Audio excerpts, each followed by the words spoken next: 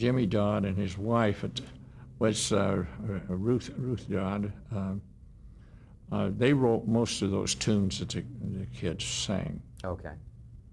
You know, they were nice tunes. But the one that you wrote, how does that go? The one that we would We're the recognize. Mouseketeers, da-da-da-dee, da-da-da-dee. Yeah. And they introduced themselves in that number? And Tom Adair wrote the lyric to that. Okay. Yeah. All right.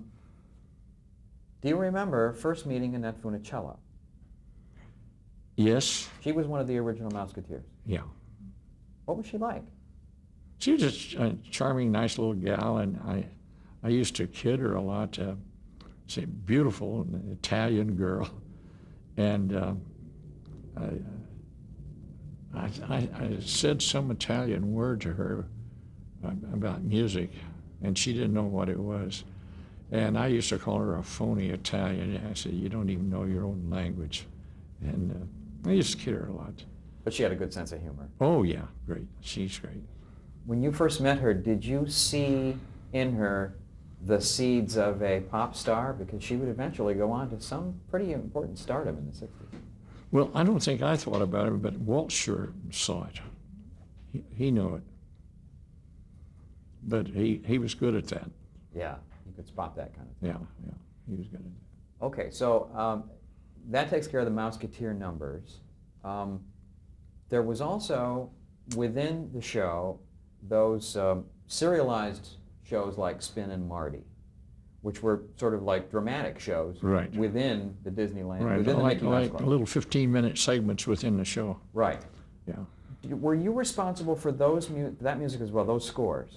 I did about half of the Spin and Marty's, I think, and Paul Smith did the other half.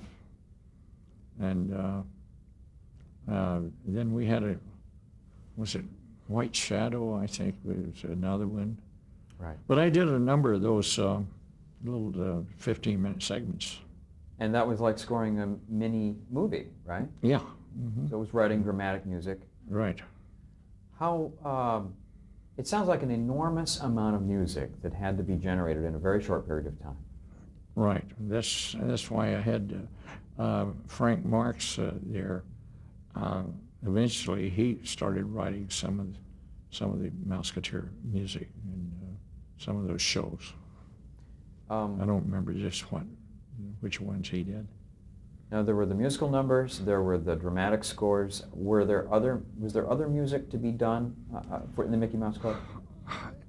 Yes, we had guests all the time, and usually they played some strings instrument, or they sang, and they would need arrangements for that too.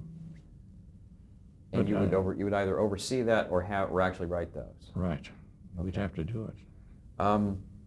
Were there 39 a year in that period of time? How many of those were there per season? I think there's 39. And would you do one? I mean, would you basically be on a one-a-week show, a one-a-week schedule? Mm-hmm.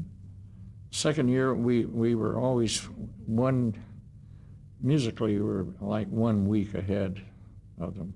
Because you were doing the pre-score. Doing the pre-score. Uh-huh. Okay. Okay. The Mickey Mouse Club, you stayed on that for 3 years, am I right? Mm-hmm. So that would Right. be 50, 55, 56, 58. Right through 58. Mm-hmm. Okay. In this same period of time, were you also working on music for Disneyland, the theme park? Yes. The first 10 years of Disneyland, George Bruns and I did everything out there.